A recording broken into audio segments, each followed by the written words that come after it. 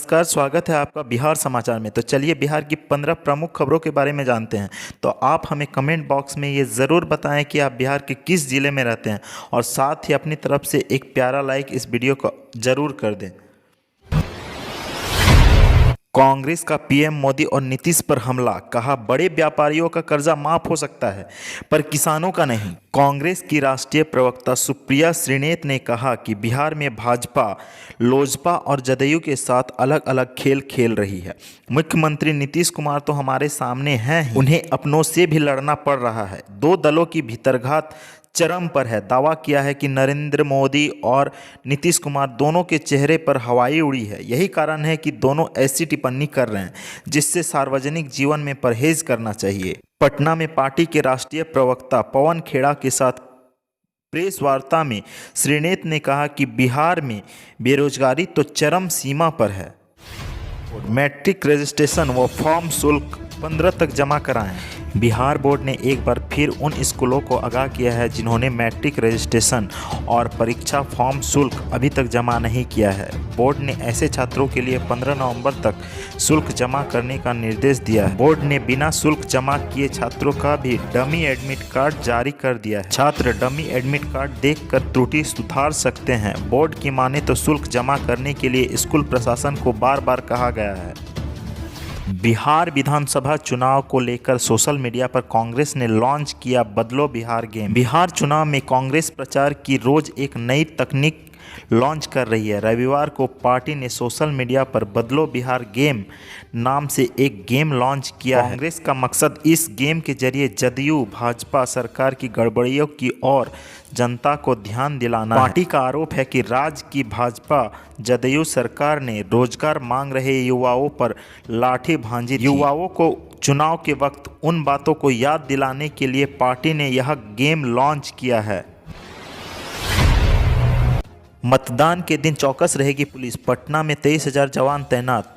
Dial 100 और control room भी alert mode में। 3 अक्टूबर यानी आज पटना में होने वाले विधानसभा चुनाव को लेकर प्रशासन ने सख्ती बढ़ा दी। चौक चौराहों पर वाहन की चेकिंग की जा रही है। एसएसपी उपेंद्र शर्मा ने बताया कि जिले में 50,000 पैरामिलिट्री फोर्स की तैनाती अलग अलग जगहों और मतदान केंद्रों पर की गई है। साथ ही जिला पुलिस बल के 5,000 सशस्त्र बलों के जवान भी तैनात रहेंगे। 3,000 होमगार्डों के जवानों को भी मतदान के दिन ड्यूटी पर लगाया गया है। बूथ के करीब पैरामिलिट्री फोर्स के जवान रहेंगे। किसी भी तरह के संदिग्ध पर नजर पड़ते ही पुलिस उसे हिरासत में ले ले। जरूरत पड़ी तो एफआईआर भी की जाएगी। तेजस्वी ने नीतीश पर किया हमला, कहा थक चुके हैं सीएम, नहीं संभल रहा है बिहार। महागठबंधन के सीएम कैंडिडेट तेजस्वी यादव ने एक बार फिर सीएम नीतीश कुमार पर हमला बोला है। उन्होंने कहा कि बिहार में 4.5 लाख नौकरियां खाली है। नीतीश कुमार जी थक चुके हैं, उनसे बिहार नहीं संभल रहा है। सोमवार को चुनाव प्रचार के लिए निकलते वक्त पटना में पत्रकारों से बातचीत में तेजस्वी ने कहा कि नीतीश कुमार ने बिहार को बर्बाद कर दिया। शिक्षा व्यवस्था चौपट हो गई, कानून व्यवस्था का बुरा हाल है।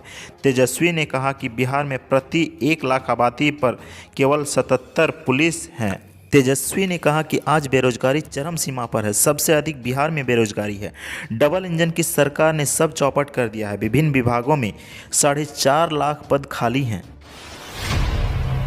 दूसरे चरण में 146 महिला कैंडिडेट्स, 40 सीटों पर एक से अधिक। बिहार विधानसभा चुनाव के दूसरे चरण में 17 जिलों के 94 सीटों के लिए होने वाले चुनाव में 40 सीटों पर एक से अधिक महिला उम्मीदवार हैं। इस चरण में पहले चरण से भी अधिक महिला उम्मीदवार पूरे दमखम में मुकाबले को तैयार हैं। पहले चरण की 71 सीटों के लिए हुए चुनाव में जहां 114 महिला उम्मीदवार चुनाव लड़ रही थी वहीं दूसरे चरण के लिए 146 महिला प्रत्याशी हैं।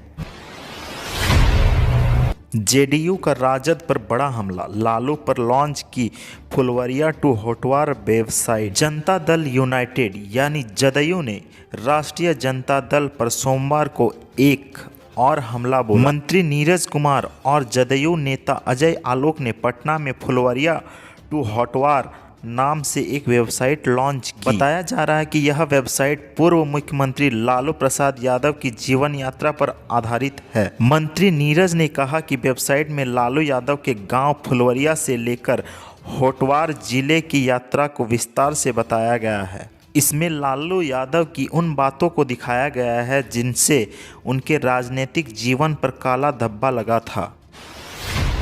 राजद नेता ने तेज प्रताप पर लगाया गाली देने का आरोप, पार्टी से दिया इस्तीफा। बिहार के समस्तीपुर जिले के युवा राजद जिला अध्यक्ष अमरेश राय ने अपने पद से इस्तीफा दे दिया है। उन्होंने बताया कि हसनपुर से चुनाव लड़ रहे तेज प्रताप के व्यवहार से क्षुब्ध होकर उन्होंने इस्तीफा दिया है। अमरेश राय ने कहा कि मंगलगढ़ में तेजस्वी यादव की सभा में शामिल होने वे गए थे, जहां उन्हें देखते ही तेज प्रताप ने उन पर गाली देने का आरोप लगाया, जिसका प्रतिवाद करते हुए उन्होंने कहा कि यह झूठा आरोप है। तेज प्रताप बात पर अड़े रहे। इसके बाद मैंने इस्तीफा दिया है। वे चुपचाप सभा से निकल आए और पद से इस्तीफा दे दिया। बिहार मधुबनी में दर्दनाक हादसा, खौलते दूध में गिरने से मासूम भाई बहन की मौत। बिहार के मधुबनी जिले में दर्दनाक हादसा हुआ। जिले के बरेल गांव के वार्ड नंबर 12 में सोमवार को खेलते दूध के बर्तन में गिरने से 2 मासूम बच्चे बुरी तरह से झुलस गए। इलाज के लिए दरभंगा DMCH ले जाने के दौरान रास्ते में दोनों मासूमों की मौत हो गई। मृत बच्चों में सीताराम दास के 1.5 साल के बेटे अमित कुमार और रामविलास दास की 5 साल की बेटी अंजलि है। मृत बच्चे रिश्ते में भाई और बहन थे। मृतक बच्चे के पिता सीताराम दास ने इस हादसे की जानकारी पुलिस को दे दी है। उन्होंने बताया कि उनके दिवंगत मामा स्वर्गीय लखन दास के निधन पर श्राद्ध कर्म को लेकर भोज का आयोजन किया जा रहा था। भोज के दिन 1 बजे से होना था। इसके लिए बड़े बर्तन में दूध गर्म किया जा रहा था। इसी दौरान यह हादसा हुआ। बेटा अमित और उनकी ममेरी बहन अंजलि खेल रहे थे और इसी दौरान यह हादसा हुआ। रामविलास पासवान के निधन पर HAM ने उठाए सवाल, PM मोदी से की न्यायिक जांच की मांग। बिहार विधानसभा चुनाव 2020 को लेकर दूसरे चरण का चुनाव आज यानी 3 नवंबर को है। वहीं तीसरे चरण के लिए चुनाव प्रचार ने भी जोर पकड़ लिया है। इसके साथ ही प्रत्याशियों पर निजी हमले शुरू हो गए हैं। इस निजी हमले में सभी बड़े दल के नेता भी शामिल हैं। बीच NDA के सहयोगी हम ने रामविलास पासवान के निधन पर सवालिया निशान लगाते हुए प्रधानमंत्री नरेंद्र मोदी को पत्र लिखा है। पूर्व मुख्यमंत्री जीतन राम मांझी की पार्टी हम ने इस पत्र में केंद्रीय मंत्री और लोजपा के संस्थापक रामविलास पासवान की मौत की न्यायिक जांच की मांग की है। हिंदुस्तानी आवाम मोर्चा के राष्ट्रीय प्रवक्ता डॉक्टर दानिश रिजवान ने ये पत्र लिखकर कई सवाल उठाते हुए चिराग पासवान को घेरने की कोशिश की है। इस चिट्ठी में लिखा है कि देश के बड़े नेता और आपके मंत्रिमंडल के सदस्य रहे रामविलास पासवान जी कुछ दिन पूर्व हम लोगों को छोड़कर स्वर्ग सिधार गए। उनके निधन से पूरे देश में शोक की लहर है। आज भी हम जैसे उनके प्रशंसक उन्हें याद कर दुखी हो जाते हैं, परंतु पूरे देश के दुख से अलग लोक जनशक्ति पार्टी के राष्ट्रीय अध्यक्ष चिराग पासवान उनके अंतिम संस्कार के दूसरे दिन ही एक शूटिंग के दौरान न केवल हंसते मुस्कुराते दिखाई दिए बल्कि कट टू कट शूटिंग का भी बात करते रहे। इससे रामविलास पासवान जी के प्रशंसकों एवं परिजनों के बीच कई तरह के सवाल उठने लगे हैं।